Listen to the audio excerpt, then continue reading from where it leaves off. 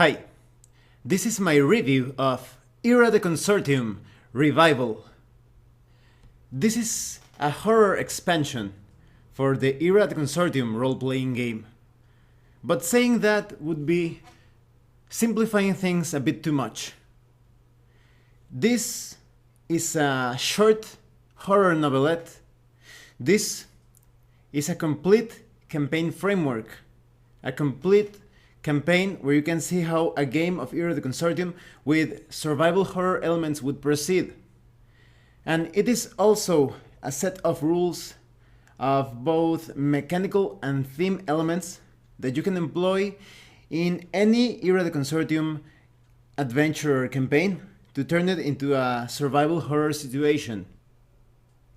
Let's talk about the quality of the PDF. The quality is great. The graphic design, the layout, the illustrations, they look really crisp, really clear. They express that theme of survival horror quite perfectly. Even the graphic layout has been modified. In other Era the Consortium expansion books, everything looks so ordered and so neat. But here, things have been modified. It has a bit of a chaotic or shattered expression to it. So it really adds to that scatological, I guess you could say ominous flavor of the entire PDF or the book. This PDF doesn't have bookmarks, but it does have a hyperlinked table of contents. So that's going to be great to navigate this entire PDF. However, I think there were a bit of missed opportunities in a particular section of the book, but we will get into that later on in this review. Everything is well written and explained. However, I did find a few typos here and there, but they didn't present an obstacle to understanding the content of this expansion. Let's talk about the contents.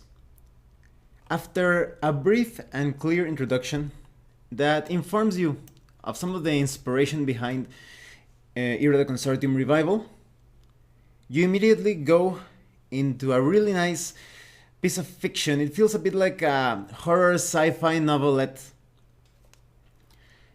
This is great for this expansion. It's basically an example of how the campaign could turn out. Maybe it's not so obvious at the beginning, but after you read the campaign proper about in the middle of this expansion, you will identify different situations as underlined in the different missions that you can undertake, and you will see how some dreadful events within the fiction were probably the result of a failed or even a botched roll or test. So it's a really good way of giving you an example of how the campaign will proceed according to the actions of the player characters within a hostile environment. Although this review contains spoilers, that is, players shouldn't be watching this review, I will also try to avoid some major spoilers for the game masters so that they can still enjoy reading that fiction presented at the beginning. The premise is basically this. There is this ship known as the Sadoko. The Sadoko is a mining vessel, and it's pretty big. It feels a bit like a town or a small city. It went into this area of outer space that is quite dangerous, quite risky. They are basically completely isolated from everyone else, and they are exposed to attacks from pirates and other hostile forces. But still they carried on. However, 3 weeks ago, all contact was lost with the Sadoko. So the player characters are part of a crew, the Cassandra, and this ship has been sent to investigate what happened with the Sadoko. When talking about the horror in this expansion, it's a complex but recognizable mix of things that you would see in the Dead Space video game, perhaps a bit of Quake 2 and Doom, specifically Doom 3 probably. But you can also see some, I guess you could say, hints of Silent Hill and just a touch of Lovecraftian nastiness at the end. So you have this group of people that have been trained or specialized in different areas, trying to see what's going on with the Sadoko. They have been sent with very little information about what is going on, and they have to figure out everything by their own investigations and using their wits, their cunning, and their battle prowess. The moment they arrive, everything is going to go insane. It's going to turn out into a very chaotic situation. It's going to feel quite a bit like a suicide mission. So the player characters, as you can see from the fiction, will have to face the horrors within that ship, but also their own fears and conflicts. They are quite psychologically flawed. Later on you will see, when you take a look at the character sheets, that they are still a cut above the rest of the characters that you will expect to find in Era the Consortium, but nonetheless you will see different personal conflicts arising during this terrifying ordeal. You will probably have some favorite characters as you explore the different personalities, and you will see how they face many different dangers and find out that something that is going on within the Sadoko is bigger than the situation as communicated by the representative of the corporations.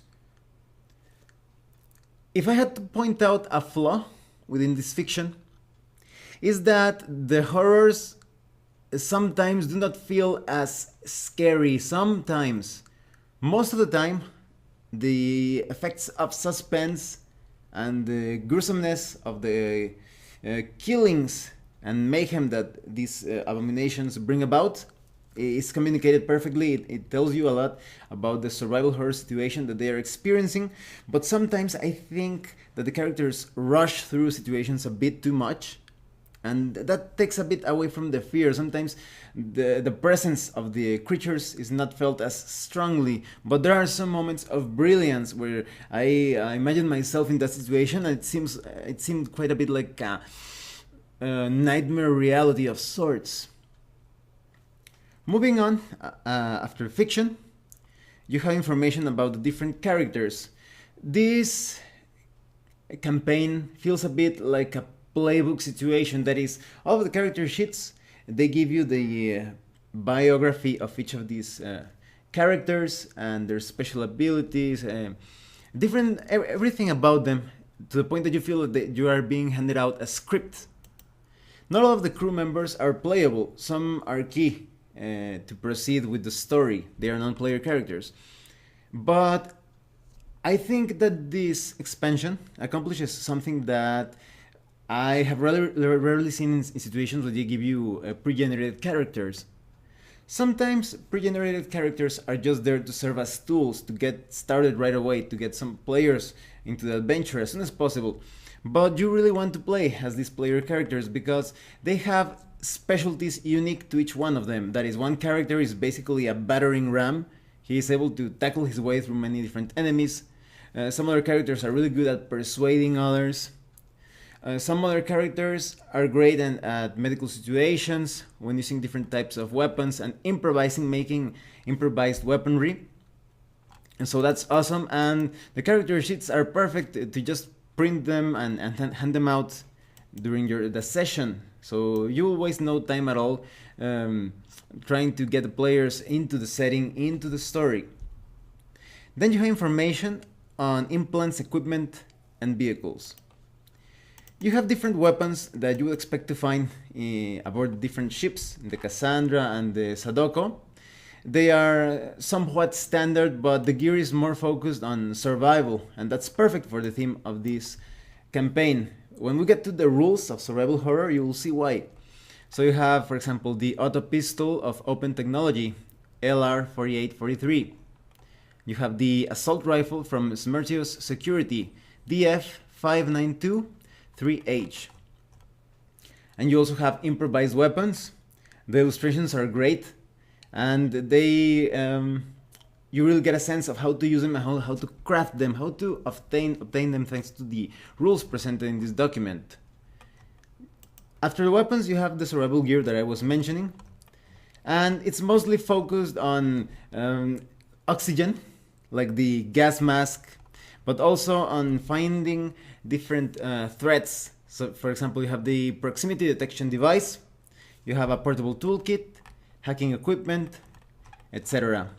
You also have some consumables, such as, for example, painkillers, a skill pill that actually enhances your skills or your capacity to be useful in a certain task resolution situation.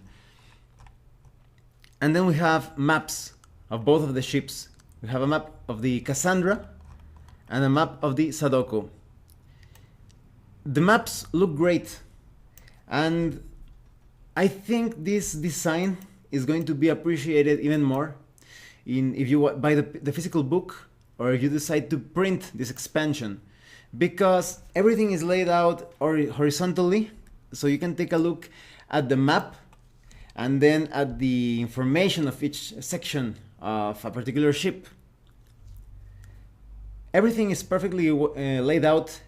You have information on, for example, the mess hall, the different crew areas, medical wing, computer mainframe, etc. So it's quite easy for you to figure out the situation of, for example, the Sadoko. It also has information as to how that particular section connects to other parts of the ship. And here is where I feel like there was a bit of a missed opportunity. If you added hyperlinks to each of these little maps or sections, it will be really easy for you to navigate the entire section of the ship proper. I think it would be a great idea to add hyperlinks to the different access areas. That is, this section connects to the conveyor shaft, and this other section connects to the storage areas. So that would have been awesome. It would have added a lot to the sci-fi feel of this document. Nonetheless, you have all the information perfectly laid out, and the maps are simple enough because Era the Consortium RPG focuses on a theater of the mind, the type of description and handling combat. This is not about grids, square grids and hex grids. This is about trying to picture yourself within that environment, in this situation, a very hostile, nightmarish environment. So you just need to take a quick look at the map, and you will understand perfectly how things are structured and how the characters are going to proceed. And I think you will have a lot of fun setting up some ambushes for the player characters. Now let's talk about the survival horror rules included in this expansion. The survival horror in Era the Consortium, as presented in this Revival expansion, focuses a lot on the danger of dying right away and of not accomplishing a mission that could have some disastrous long-term consequences. The survival rules focus on specific situations without being too cumbersome or handled in a somewhat clumsy way. They actually handle task resolutions related to salvage rolls, gathering ammo, anything related to navigating a hostile environment in a very smooth and logical way. So for example, if you are in a desert type of terrain, you will have to make a stamina plus survival check.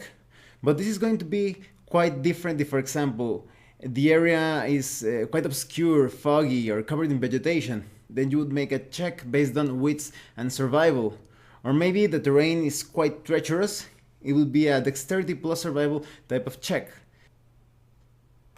So this is a great way to represent realism within these survival horror rules without getting too much into specifics to the point that becomes a bit of a chore.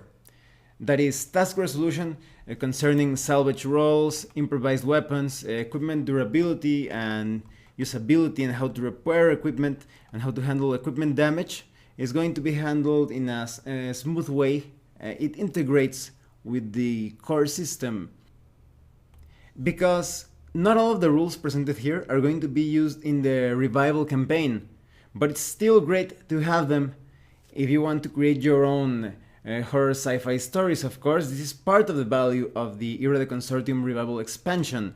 This is also a set of rules to create your own horror adventures and campaigns. You also have some rules. For example, if you sleep rough all the time, if you're just take shelter inside a uncomfortable air duct, your different attributes are going to suffer penalties.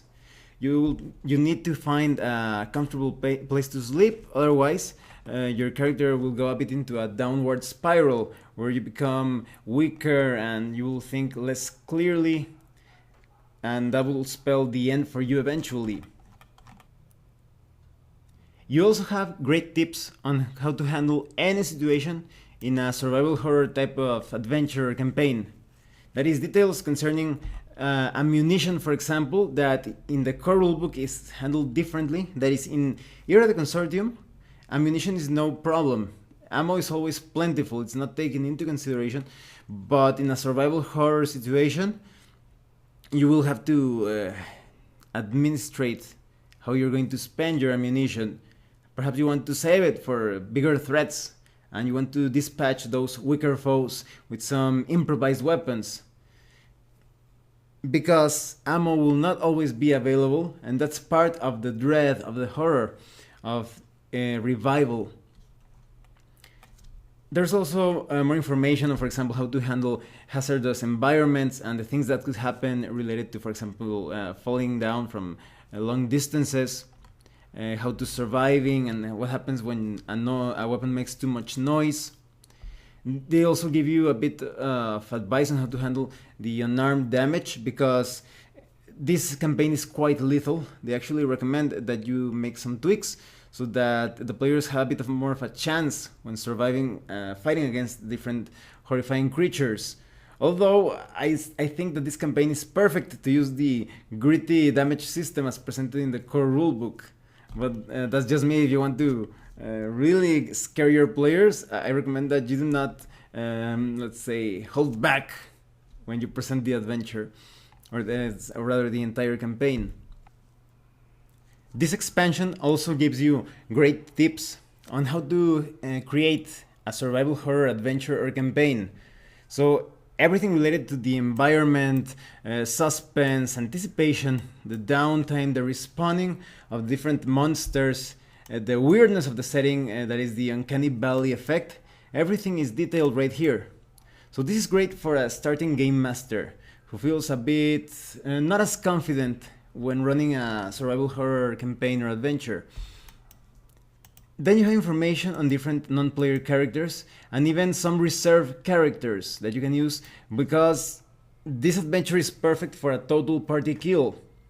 You could end up this entire campaign with all of the characters dying in gruesome ways, and it would still make sense, and it would serve as a great excuse for a sequel campaign, because this adventure ends up with a great excuse for some follow-up adventures. So even if you want to run as a standalone thing, or as just the beginning of a series of even campaigns, you could do that. It's all perfectly laid out for that. As to the missions that you're going to be carrying out, it's a combination of survival, investigation, combat, and puzzle solving, as the characters try to navigate the Sadoko, power up some systems, and figure out how they can get out of there alive. Although, to be honest, this could end up into a suicide mission right away. There are many ways in which the characters can screw up and all of their opportunities, not only to stop this threat, but to get out of there alive, will come crashing down. Even when everything seems like there is a bit of hope, there are so many ways in which the situation can result in complete bleakness, complete loss of hope. And as I was saying, because this is a survival horror adventure with a very strong theme of a threat that will affect the entire timeline of the Consortium, there are many ways in which you can continue this campaign with characters unrelated to the main characters that you will control in this campaign. But if you are intelligent and perhaps even lucky enough to survive the entire campaign, you could still continue playing with the survivors of this campaign. You could further develop their skills, their specializations. So any way that you want to handle things, the campaign sets the perfect base for that. The perfect, perhaps even the first step for an entire sci-fi horror campaign. Revival also contains examples on how to use the salvaging rules, and you also have a complete list of monsters. In a horror campaign, monsters are oftentimes the stars of the show. So you have things such as the Bag Kid, you also have the Warrior, you also have the Grabber, and then we have the Slicer, and of course we have the Brute and the Assassin. As you can see, many of these monsters are take inspiration from video games, comic books, movies. These monsters reminded me a bit of Left 4 Dead, and they fulfill different roles or objectives in this horror type of environment. And so if you need an assassin type of monster, or some monster that is a bit like cannon fodder, or a really huge menace like the Brute, then you're going to have the right tool for the job. And these monsters, they come with their complete list of attributes, statistics, and special ways in which they can damage their opponents. They also serve as inspiration to come up with your own horrific creatures. Remember that the main purpose of the Revival expansion is not only to give you a campaign to play right away, it also offers you all of the rules. It's a toolbox of survival horror material to create your own horror stories. Now, what do I think of Era the Consortium Revival? This expansion is perfect.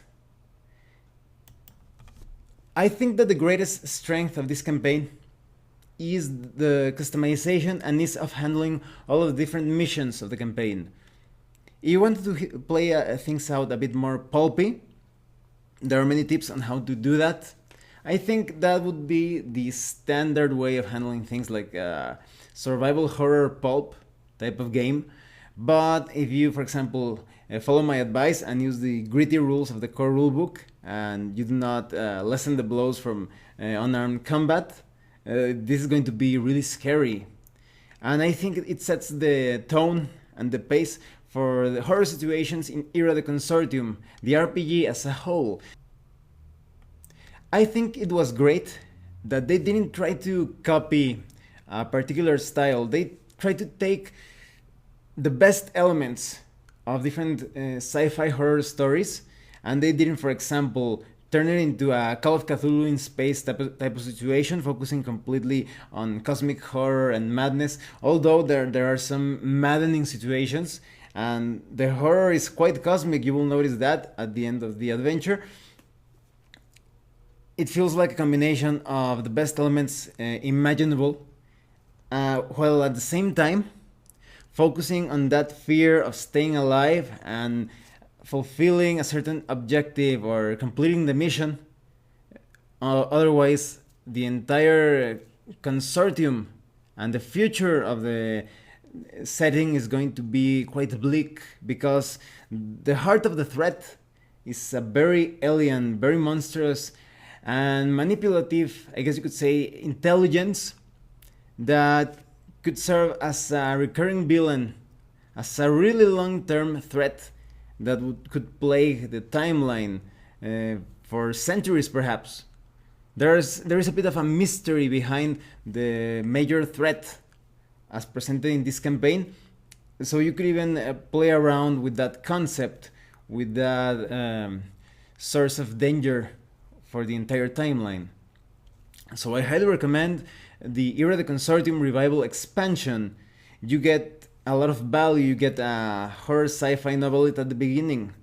You have characters with their own specializations. You have a complete campaign framework and a set of rules to use in any horror campaign within the Era de Consortium system.